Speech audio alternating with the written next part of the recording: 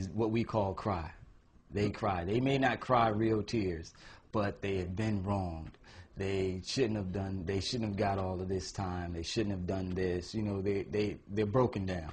I shouldn't have done it.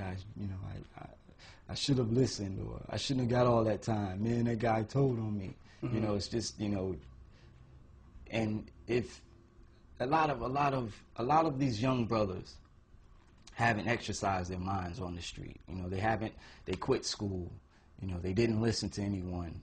And when they get in the system, their mind is very, very weak. You know, so they break very easy. You know, the pressure, when we say pressure busts pipes.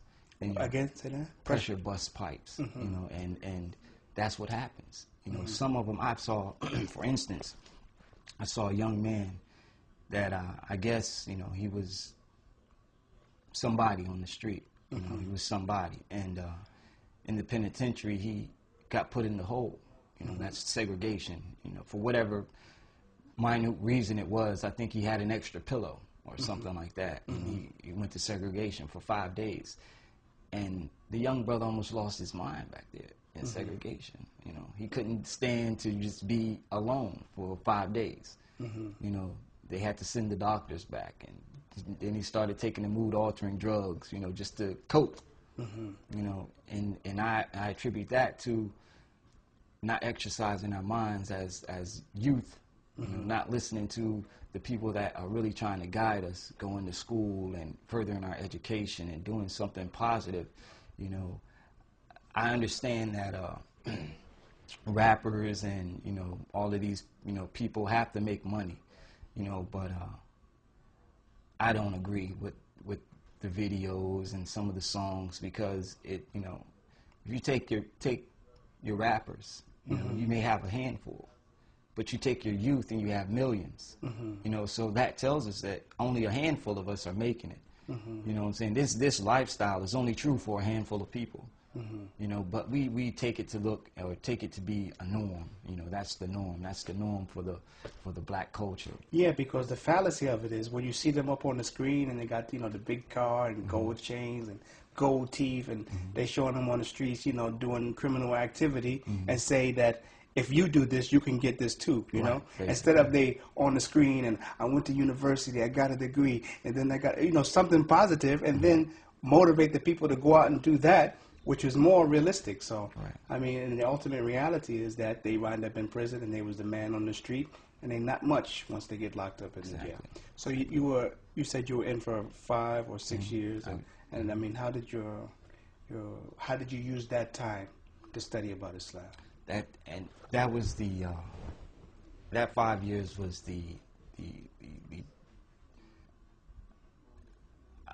I don't want to say best, but as far as me being able to really study and have the time and the quiet and the, you know, and to be able to absorb, that was it. Because the whole, I mean, from day one, that's all I did.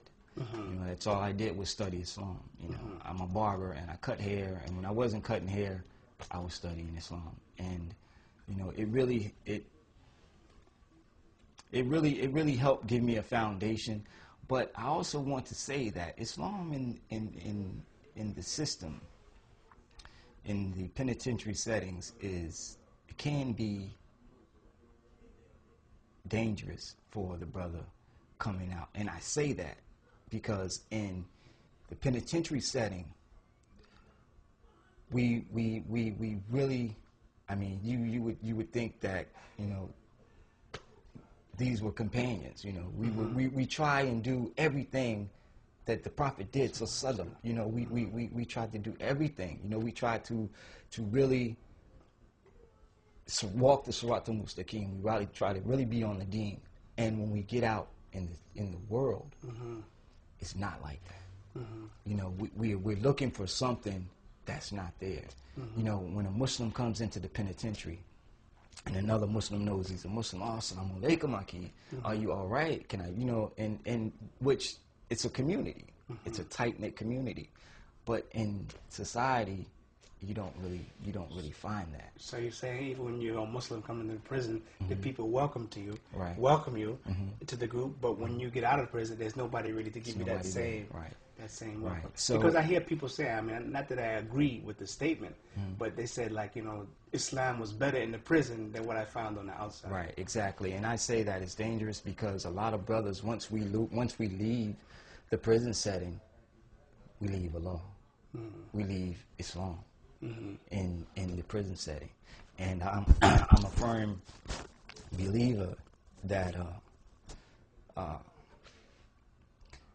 you know, when you begin to forget or not remember Allah, forget Allah, then He'll bring you back to a place where you remember Him the most.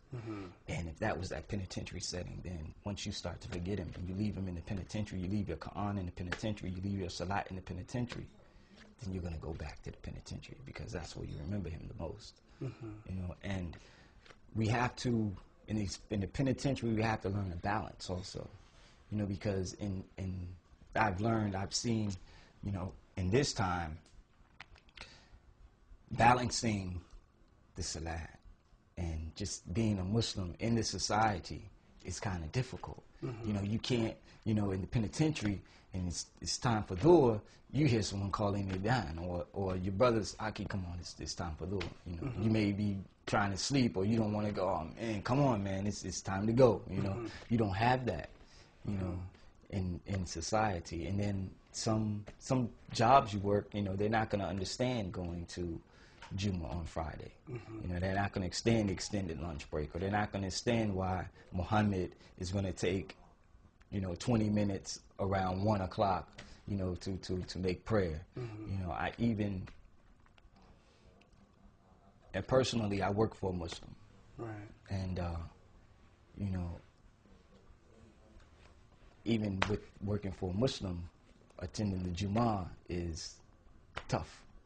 You understand? So I'm saying, you know, we have to have that balance. But do you think that a lot of people in prison and they're studying Islam, but they're not really studying Islam in a way they have a plan? Because this information you're telling me is not new. There's some people who've been out and came back, and they came back and tell everybody, you know, actually, when I went out there, I didn't find anything for me. I didn't find anybody there to support me. Now they're about to get out again. This time around, are they trying to make a plan? Because now they know the reality of what's out there. Do people try to make a plan of how I'm going to do it and use Islam, no matter what I find out there, to keep me from coming back to jail? Overall, no. You know, no. What we do plan is a dream. You know, it's going to be like this, or you know, we think it's going to be like that, and that's what we make into our plan. So when it doesn't come to fruition, you know, we leave the deen. We straight. We go doleen. You know, so. Now, what's the dynamic of Islam in the prisons? Are many people coming to Islam in the prisons, and I hope that, you know, prison is supposed to be about rehabilitation. And like you told me, there's some brothers who go out and they come back, But there are some people that finally get it, finally Islam puts something in their heart that when they get back on the streets, they're going to be in a situation and around people who are not going to lead them back to the ways they were on before. Yeah, right, yes. And but those people that do that, and I can say, I'm speaking for myself. Now, how long you've been out now? I've been out almost 2 months, almost 60 days. And what I learned from coming home before, you know, from the 5 years, from the, you know, really deep study, and coming home now is that Islam has to be here. Islam has to be in your heart. You know, you have to take it. You can't expect anyone to give you your Islam. You know, you can't depend on anyone to wake you up ever for the prayer. You know, while you're in the system, you can't depend on anything else, because when you get out, 9 times out of 10, you know, it's alhamdulillah for a place like this.